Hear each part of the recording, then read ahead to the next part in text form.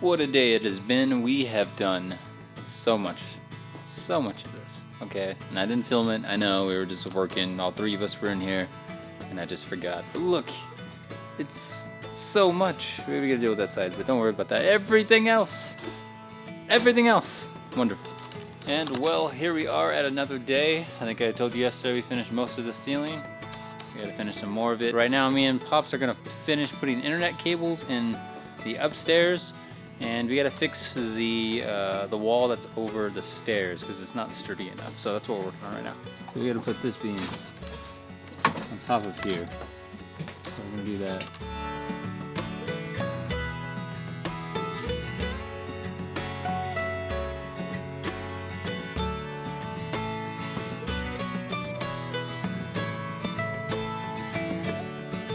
So this is the easier part. This is our internet cable, and it's going, as you can see, this blue line.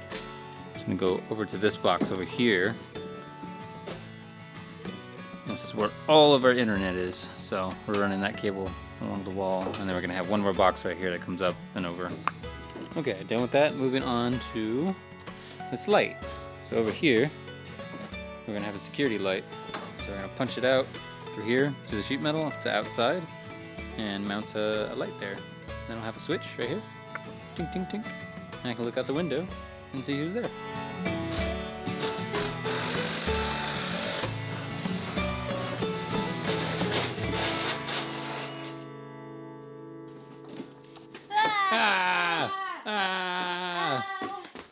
Okay, there's a lot going on, guys, but we did the wall.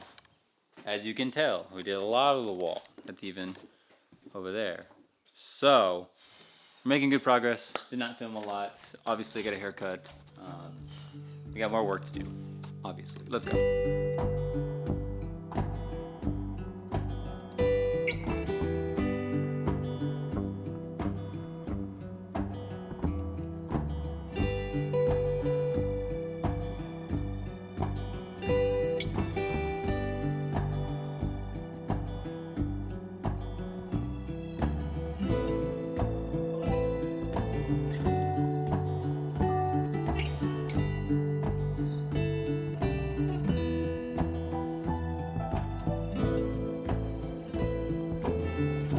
This room though, look at that.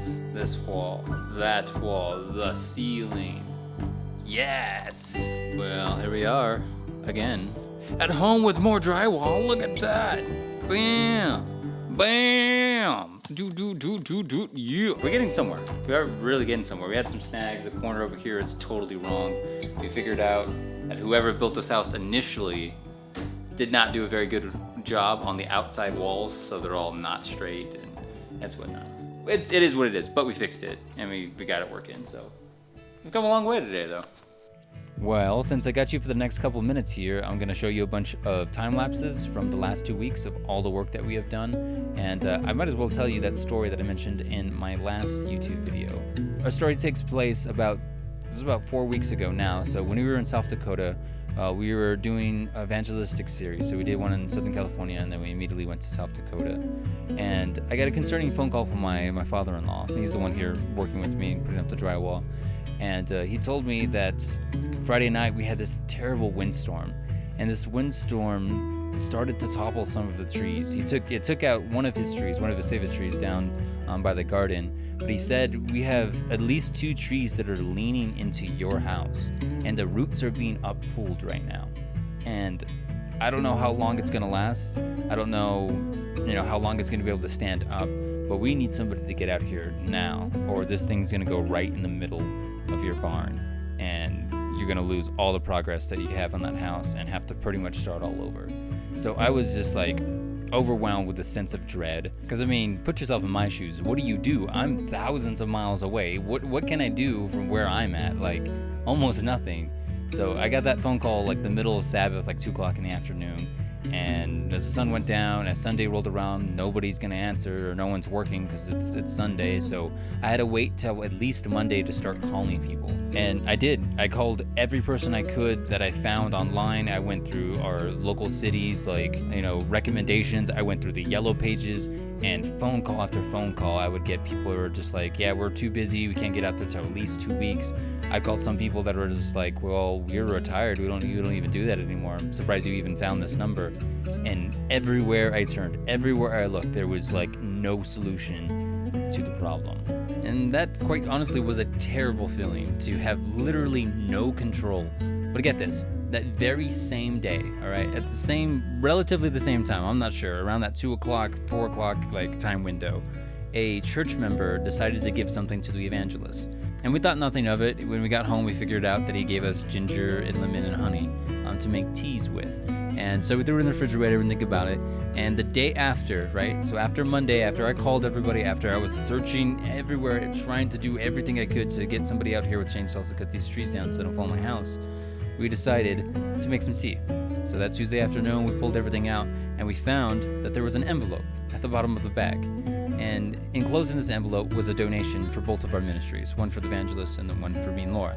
And we thought, this is so weird. This is just very random, just kind of out of the blue, and didn't see it coming. I mean, it sat in the refrigerator for 2 days, and we didn't know anything about it. And then I got a phone call back from a guy that literally lives 15 minutes down the street. I cannot make this up. And how we got his number and how he contacted us is even a bigger story. Because like I was telling you, we did 2 Revelation seminars, right? One in Southern California, one in South Dakota.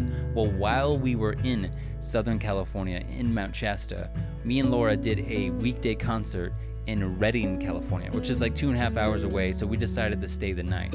Well, the people that were housing us, they had extended family there.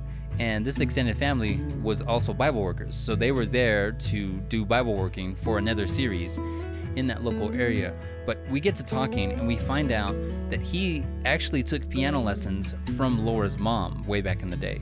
And Laura and him know each other, so they have some history. So we're talking about all the things that we want to do with this house and telling him what we want to build, all that. And he brings up that he lives like down the road from where we live, and we were so intrigued by that because we've been up here for 2 years and not really have met too many people. And he was telling us about how long he's lived there and whatnot. And then he starts to talk about the family business. And it turns out they actually run a lumber business. Him, his brother, his father, they go out and they help the local lumber yards fill their quotas. They cut down branches to turn into chips for gardens, but they also cut down dangerous trees for people, right? So this is their job day in and day out. This is what they do. And it was in the moment, right? I didn't think anything of it. It was really cool just to meet someone that lives nearby. So fast forward till I get that phone call in South Dakota from my father-in-law saying, we need to get somebody out here to cut these trees down or you're gonna lose your whole house. I decided to call him. I tried to reach out and he was the only person that called me back. And he said, I can go look at it today. So by that time, I think it was like Thursday, he came out like as the sun was setting, like 6, 7 o'clock, came, looked at all the trees and said, I can be here tomorrow and I can cut all these down. We can take care of it like tomorrow. And man, the weight that was lifted off my shoulders after he said that. I can't even go into details. It was just, it's like I could finally breathe again because finally I had some answers. But then, how am I going to afford this? How are we going to be able to do this? Like, do we have enough? Like, how much does this stuff cost? I don't know how much trees cost to be cut down, that kind of thing. But then we remembered we just got a donation from one of the local church members. And what he decided to donate to our ministry, and what the guy that runs the lumber business decided to quote us on to cut down these trees, was exactly, and I'm not lying to you, exactly to the dollar the same amount, period. Only God can set something up 6 weeks prior to have us meet a old family friend that happens to run a lumber business, who happens to be in our local area, who happens to move the heart of a local church member to give us a donation that happens to be exactly the same amount. The very same day I get the phone call that these trees are gonna fall on our house. There is no other way. Only God can institute something that elaborately perfect. And if that wasn't enough, okay, to put the icing on the cake, the other portion of that donation that was given to the evangelist helped them to cover a freak accident that occurred in their ministry building the same week. So if you're wondering right now why I decided to share this story, and trust me, I had a very difficult time telling you this. I've been here for almost 2 hours trying to do that voiceover, and it was a roller coaster of emotions. I can't even get into it. But the reason I'm telling this story and the reason I've decided to share this is not because God's just going to give you money anytime that you need it. That's not what this is about. This is about how God works out our problems even before we know we have them. I can't even imagine how many other things He's already worked out that I don't know is going to be a problem in my future, right? The trees right here that are in this background, this right here, all these trees, all this brush would have been in our house, would have cut this place in half. And yet God had worked out and instituted everything so that it would not happen that way. And I had no control over that. And sometimes in our struggles, sometimes we just do not have control. But when we know and when we recognize that He is in control, there is nothing to worry about.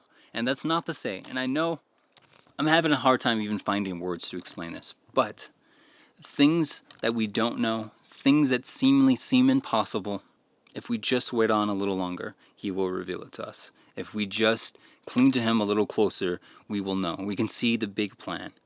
Honestly, I've been out here for a little while. The sun's gone down. He is faithful and true, regardless. Even when we don't think He is, He is. It's as simple as that. I think I'm going to leave you on that note. There's so much to be said and can be said, but God's just faithful. God's faithful and true. I believe it, period. You can't tell me otherwise. No one can tell me otherwise. Now in my next video, there's going to be a story about what I'm sitting on right now, and I'll tell you about that. It's pretty awesome. But I'm going to leave you on a lighter note, kind of a funny note. Something incredible happened yesterday. We ran water through our house, and there was kind of a moment there where we thought we were going to run into another brick wall, and everything worked out. So enjoy it, and I hope you guys smile, because we definitely did.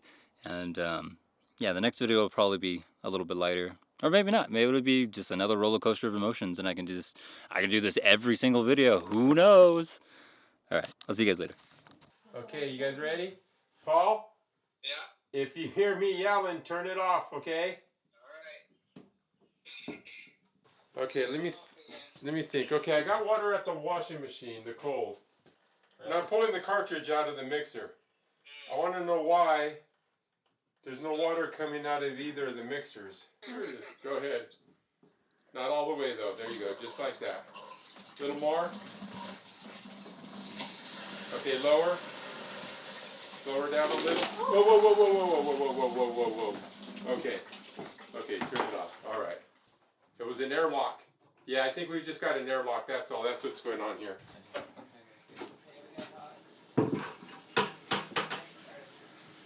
Oh, get that bucket.